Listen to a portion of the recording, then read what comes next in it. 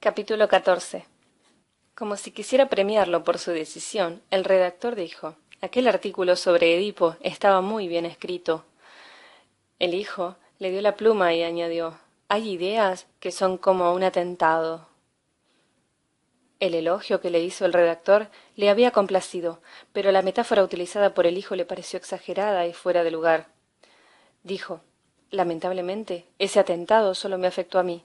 Gracias a aquel artículo no puedo seguir operando a mis pacientes.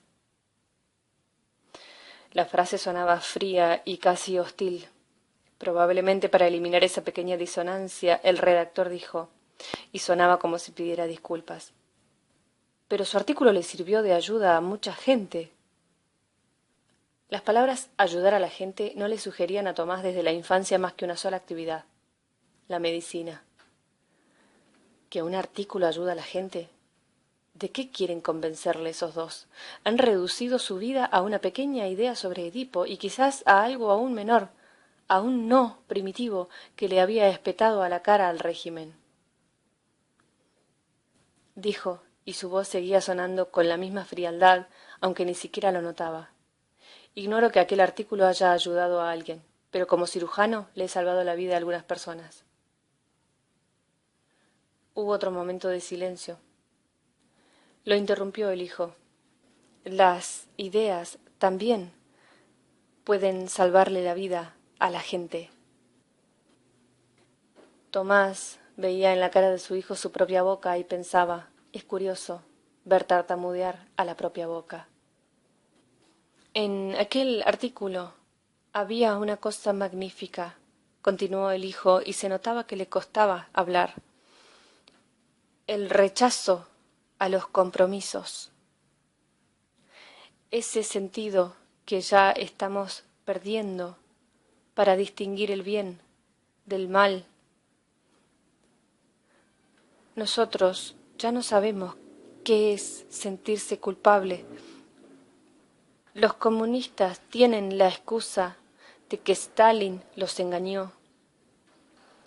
El asesino se excusa diciendo que su madre no le quería y se sentía frustrado. Y tú de pronto dijiste: no existe excusa alguna. Nadie era más inocente en su interior que Edipo, y a pesar de eso se castigó a sí mismo al ver lo que había causado. Tomás arrancó con esfuerzo la vista de su propio labio en la cara del hijo y trató de mirar al redactor. Estaba irritado y tenía ganas de que sus opiniones no coincidieran. Dijo: ¿saben una cosa? Todo esto es un malentendido. La frontera entre el bien y el mal es terriblemente confusa y yo no pretendía en absoluto que alguien fuera castigado. Castigar a alguien que no sabía lo que hacía es una barbaridad. El mito de Edipo es hermoso, pero castigarlo así. Hubiera querido añadir algo, pero se dio cuenta de que en la casa podía haber micrófonos ocultos. No le apetecía nada ser citado por los historiadores de los próximos siglos. Más bien tenía miedo de que le citara la policía. Esa era precisamente la retractación que le pedían. Le desagradaba que ahora hubieran podido oírla de su boca. Sabía que todo lo que una persona dijera en este país puede ser emitido en cualquier momento por la radio. Se calló. ¿Qué le indujo a cambiar así de opinión?, preguntó el redactor. Más bien me pregunto qué me indujo a escribir aquel artículo, dijo Tomás. Y en ese momento lo recordó.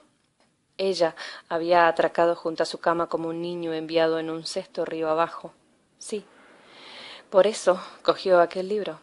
Volvió a las historias sobre Rómulo, sobre Moisés, sobre Edipo, y ya estaba otra vez con él. La veía apretando contra su pecho una corneja envuelta en una pañoleta. Aquella imagen le produjo placer, como si le hubiera venido a decir que Teresa vive, que está en ese preciso momento en la misma ciudad que él y que todo lo demás carece por completo de significado. El redactor rompió el silencio. Le comprendo, doctor. A mí tampoco me gusta que se castigue. Pero nosotros no pedimos castigo, sonrió. Nosotros pedimos el levantamiento del castigo. Ya lo sé, dijo Tomás. Ya se había hecho la idea de que en los próximos instantes iba a hacer algo posiblemente altruista, pero sin duda inútil, porque no les iba a servir de nada a los presos, y para él personalmente desagradable, porque se producía en unas circunstancias que le habían sido impuestas. El hijo añadió, casi suplicante, «Tienes la obligación de firmarlo». ¿Obligación? ¿Su hijo le va a recordar cuáles son sus obligaciones? Esa era la peor palabra que nadie podía decirle. Volvió a tener ante sus ojos la imagen de Teresa cogiendo la corneja en su regazo.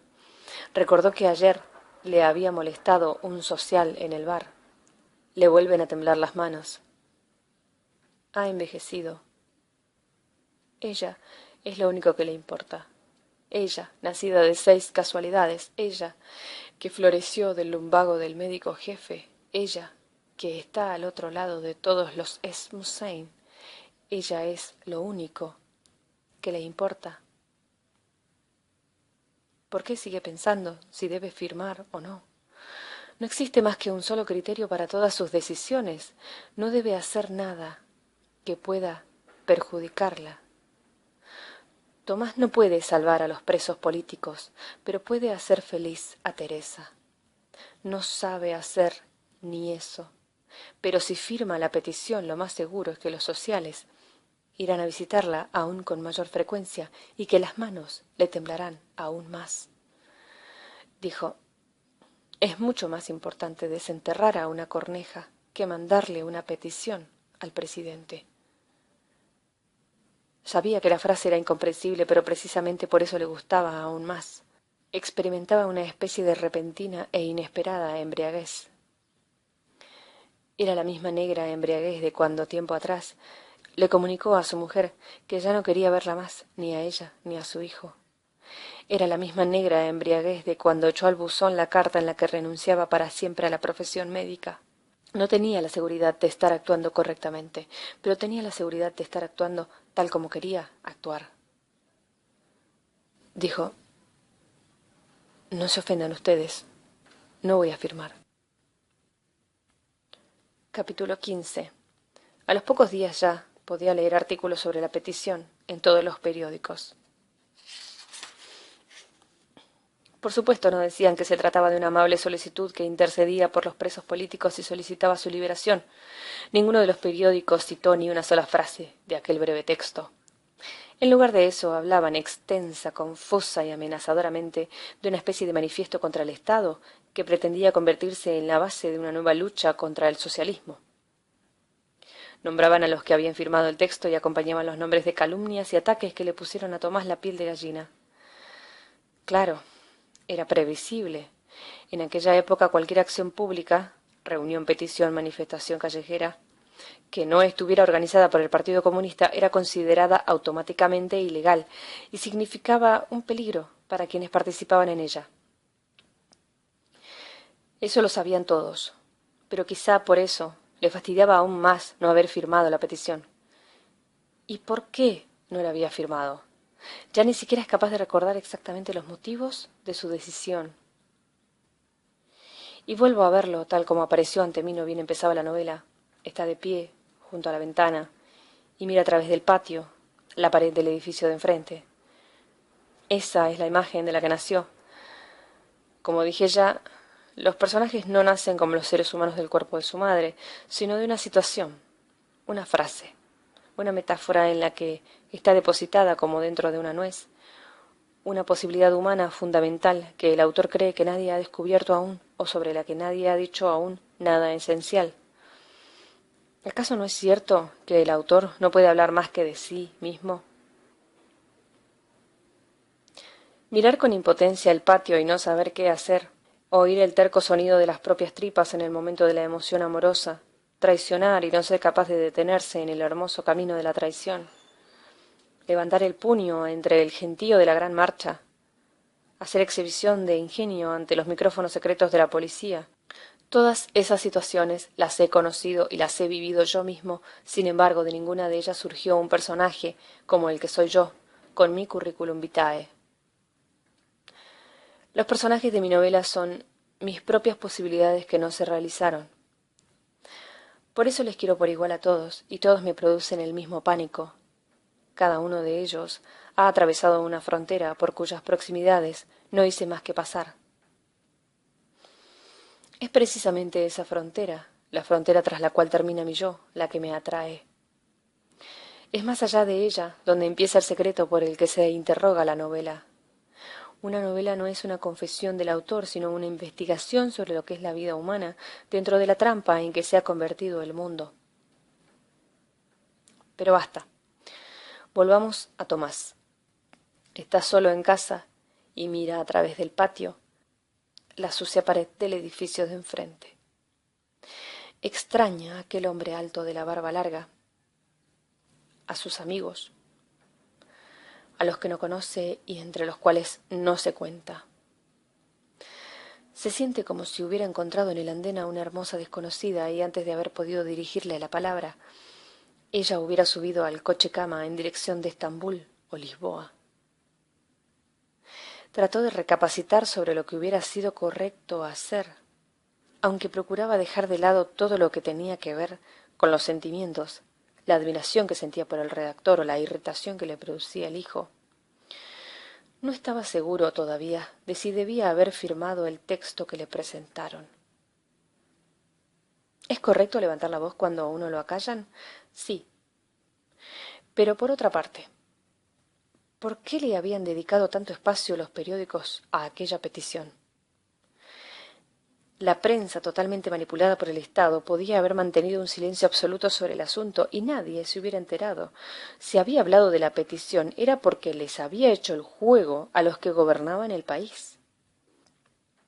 Les había llegado como caída del cielo para justificar y poner en marcha una nueva serie de persecuciones.